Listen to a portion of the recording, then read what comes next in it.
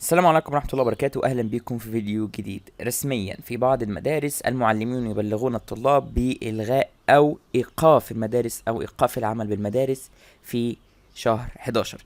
في بعض المدارس والعديد من المعلمين بلغوا الطلاب وبلغوا التلاميذ إن جات لهم نشرة من الوزارة الرسمية بتفيد بإن الدراسة ستقف أو المدارس ستقف عن العمل أو هتتقفل بمعنى أصح في يوم 20/11. ده كلام رسمي من المعلمين ومن المديرين بتوع بعض المدارس بدون ذكر اسماء في بعض المحافظات. قالوا للطلاب ده، وانا ما طلعتش قلت ده او ما قلتش أو قلت ما اعملوش في فيديو الا لما تتكرر في اكثر من مدرسه.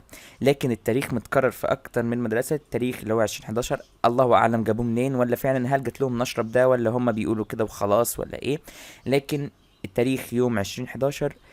بعض الأساتذة وبعض المدارس بتبلغ الطلاب بأن يوم 20/11 سيتم إغلاق جميع المدارس بسبب الموجة الثانية من كورونا اللي هتبدأ يوم 20/11 أو هتبدأ في شهر 11 بمعنى أصح. وده طبعا بناء على الدراسة والحاجات اللي هم بيعملوها والإحصائيات والكلام ده كله.